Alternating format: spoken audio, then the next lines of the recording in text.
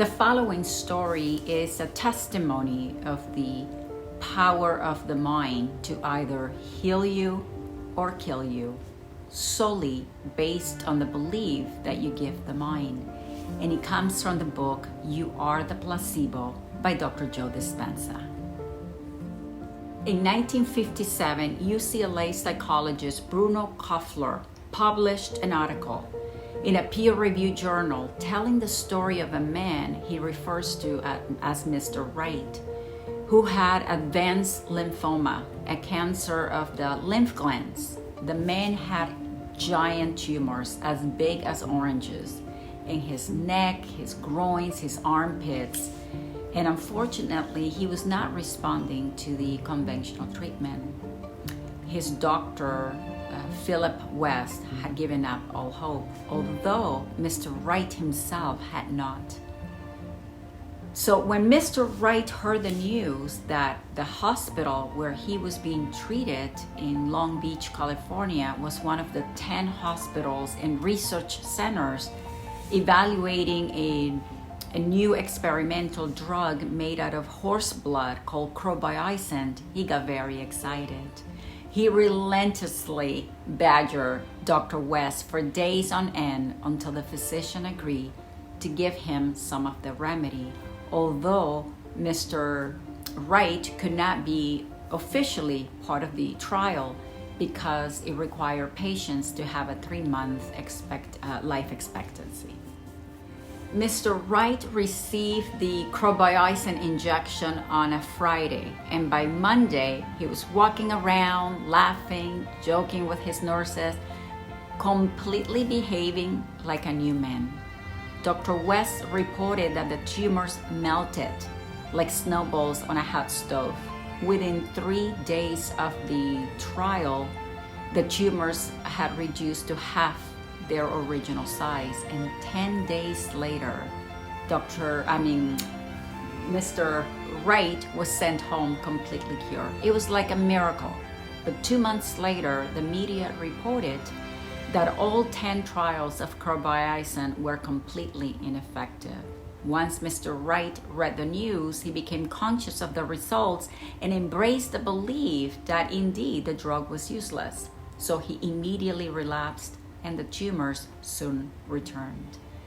Dr. West suspected that Mr. Wright's original positive response was due to the placebo effect, meaning Mr. Wright's strong belief in the drug's ability to cure him.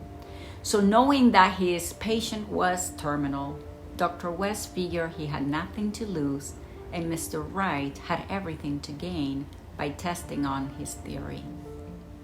So Dr. West told Mr. Wright not to believe the newspaper reports and that he had suffered a relapse because the crobiosin drug that was administered to him was part of a bad batch, but not to worry because a new super refined double strength version was on its way to the hospital and he could have it as soon as he would arrive. In anticipation for being cured, Mr. Wright was elected. A few days later, he received the injection.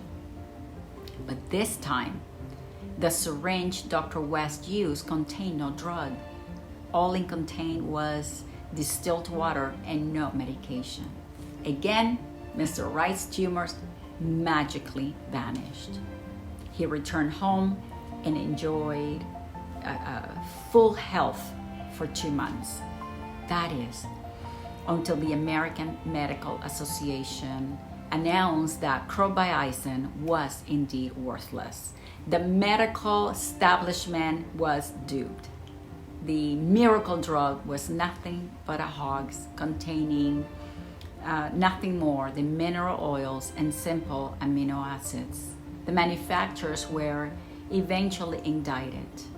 Now you can imagine, after hearing the news, Mr. Wright relapsed a final time, no longer believing in the possibility of health. He returned to the hospital, and 2 days later, Mr. Wright was dead. This story hit me in a profound way because Just like this case, there are hundreds of documented cases where people have placed such faith on a fake drug or surgery and they have entirely healed based on belief alone. So when the mind is giving hope, miracles can happen. Otherwise, how was it possible that Mr. Wright changed his state of being not once but twice to that of a man without cancer in a matter of days? The answer is simple. Your mind is powerful and it will automatically respond to your strongest subconscious belief. Sadly, it has the opposite effect as well. The loss of hope in someone's ability to heal, unfortunately, as you heard in the story of Mr. West, can have a powerful negative effect. I have a story of my own. I remember when a doctor told my grandpa Ruben that he had cancer. Although the news was difficult to hear, he remained optimistic. He told my ex-husband and I that he was going to fight the cancer for as long as he could. And going the typical route of chemotherapy at his age was not a smart option. So we engaged the help of a naturopath in California who had great success in helping cancer patients extend their life through natural, unconventional methods like, frequencies and different protocols. Now, Grandpa, unfortunately, belonged to a generation that believed what the doctors say without questioning it. Okay, if you were not wearing the white coat, you didn't know anything.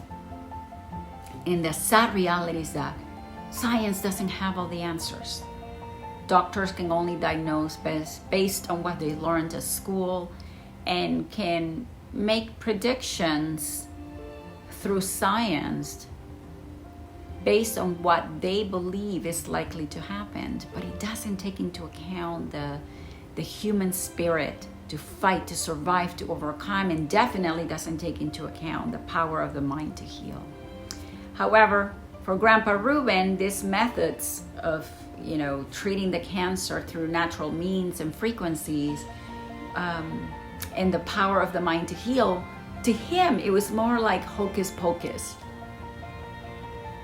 But he agreed to try it, and he kept optimistic, saying that he was going to continue to fight all the way through for as long as he could. So now fast forward a few months later, he's at the hospital, and I guess his doctor wasn't there. He was seen by another physician. And my guess is that Grandpa got excited telling this doctor everything that he was doing through frequencies and herbs and treatments. And the doctor bluntly told him that there was no hope and that he was soon going to die. Why a doctor would rip off someone's hope like that is beyond my comprehension, but that is precisely what happened to Grandpa Ruben. The minute he heard those words, he adopted the belief that there was nothing he could do to extend his life. Grandpa stopped trying, and those words that the doctor said became his only reality. He lost hope in his ability to fight the cancer. Soon after, Grandpa stopped eating, and from that point was all downhill. A few weeks later, a man who could have possibly lived a longer life died. As in the story of Mr. Wright, I believe that it was not the cancer per se that killed my grandpa, but rather the loss of hope. So never stop believing that there is this powerful, mystical force in our bodies to heal that science cannot yet comprehend or even explain. And that is that the body-mind connection is powerful.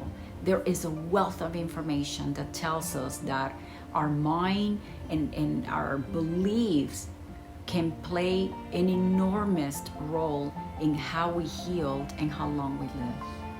If you loved the story as much as I did, give me thumbs up or leave me a comment. Let me know that you've resonated with this story, and I will see you on the next episode of Transforming Your Life Through Storytelling.